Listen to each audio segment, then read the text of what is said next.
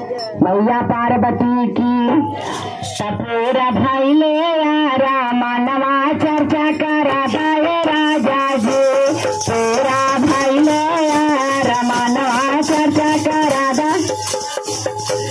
चर्चा करा दाए राजा जी चर्चा करा दाए राजा जी चर्चा करा दाए राजा जी तेरा भाई ले यारा मानवा चर्चा करा दाए राजा जी तेरा भाई ले यारा मानवा चर्चा आदि ससुर के बोला दा ससुर के बोला दा ससुर के बोला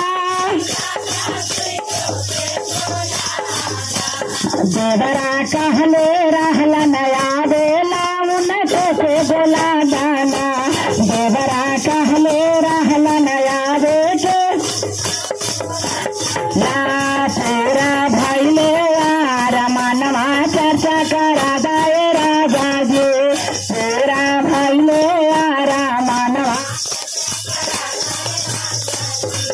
तेरा भाई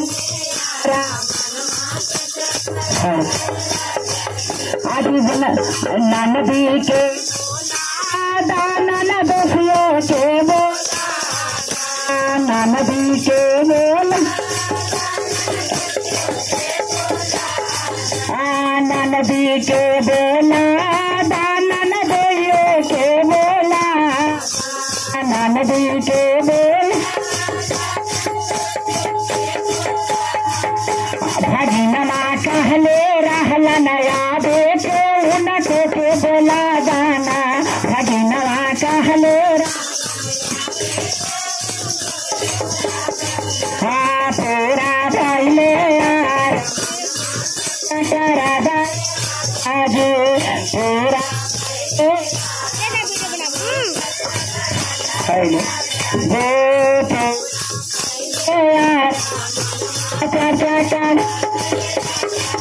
आज भैंसुर के बोला भैंसुर के बोला दाजा उतवा कहले रहला नया बेटे उनको के बोला दाना उतवा कहले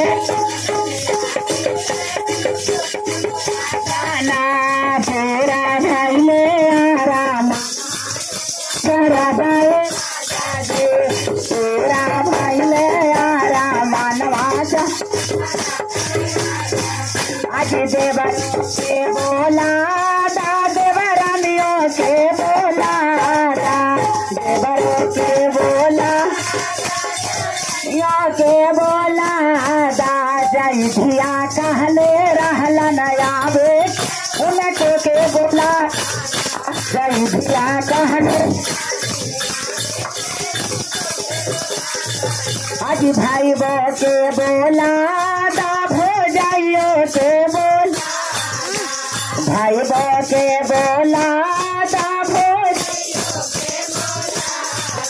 भतीजवा कहले रहला नया बेटे उनको के कहले रहला नया बेटे ना तेरा भाई ले यार मानवा चर्चा करा दा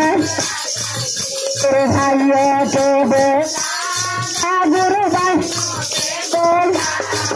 गुरु भाइयों के बोला दा गुरु भाई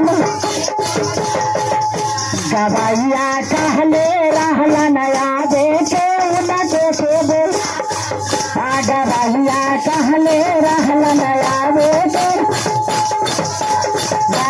तेरा भाई ले यारा मानवा चर्चा करा दाए राजा जी तेरा भाई ले यारा मानवा शंकर भगवान की